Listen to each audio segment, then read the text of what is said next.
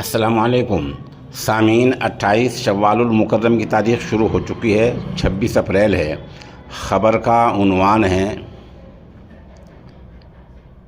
مدارس اسلامیہ کے لیے نشان راہ۔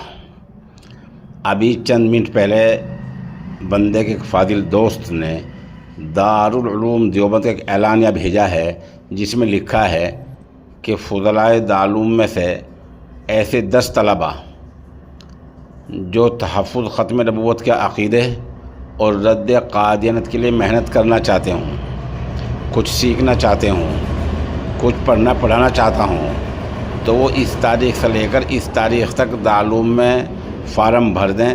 ان کی صلاحیتوں کی بنیاد پر انتخاب کیا جائے گا اور یہ طلبہ صرف اور صرف 10 ہی لیے جائیں گے۔ کام کیا ہے؟ ان کو اس بات کی تربیت دی جائے گی کہ اللہ کے رسول صلی اللہ علیہ وسلم آخری نبی ہیں، آپ کے بعد کوئی نبی آنے والا نہیں ہے۔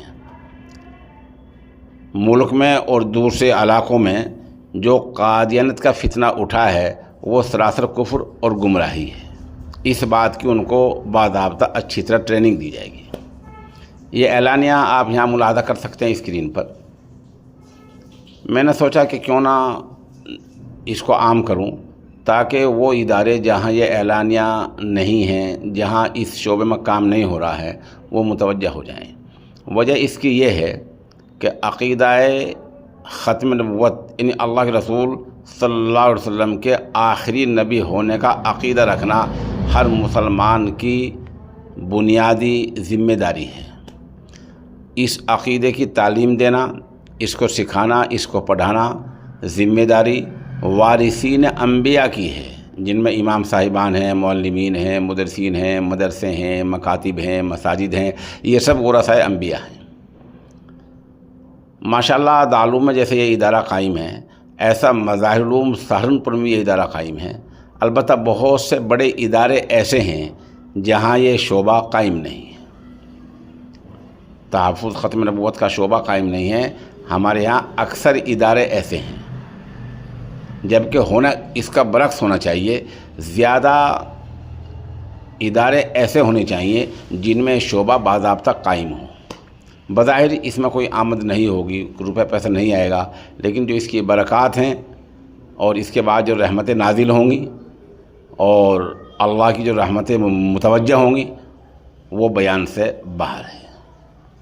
حال ہی میں چند ہفتے پہلے یہ نامہ نگار مغربی اتر پردیش کے ضلع مظفر نگر کے گاؤں کھرڑ میں گیا تھا، جہاں قاری مہتاب صاحب نے دارالعلوم دیوبند کی نگرانی اور رہنمائی میں مختصر طریقے پر یہ شعبہ قائم کر رکھا ہے۔ تو اس ناچیز کی گزارش یہ ہے کہ جو ارباب مدارس ہیں وہ اس بارے میں پہلی فرصت میں دارالعلوم دیوبند سے رابطہ قائم کریں۔ وہاں جو اس شعبے کے صدر ہیں، استاد ہیں اور مجلس تحفظ ختم نبوت دارالعلوم دیوبند کے نائب ناظم ہیں، اس شعبے کی وہ کتابیں پڑھاتے ہیں۔ ان کا نام نامی اس میں گرامی ہے، حضرت مولانا شاہ عالم گورکھپوری دامت برکاتہم العالیہ۔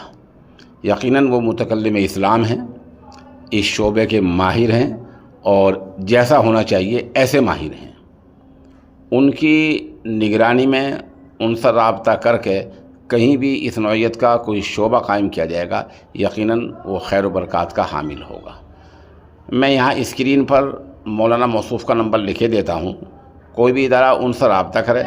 ان سے رابطہ کا مطلب ہوگا دارالعلوم دیوبند سے رابطہ کرنا، کیونکہ آپ سب جانتے ہیں کہ دارالعلوم کے جو محتمم اعلیٰ ہیں، جو جامع شریعت و طریقت ہیں، جن کا نام نامی اس میں گرامی ہے، حضرت مولانا مفتی ابوالقاسم نعمانی دامت برکاتہم العالیہ، وہ اس بات کو لے کر اتنے فکر مند ہیں کہ بیان نہیں کیا جا سکتا۔ گزشتہ دنوں وہ دہلی میں گئے، جہاں اسی شعبے کو لے کر ائمہ صاحبان کے سامنے ان کا خطاب تھا، ان کی آواز بھرا گئی۔ وہ اس بات کے لیے فکر مند ہیں کہ جو ہمارے بچے اسکولوں میں جاتے ہیں ان کے عقائد کی کیسے حفاظت کی جائے۔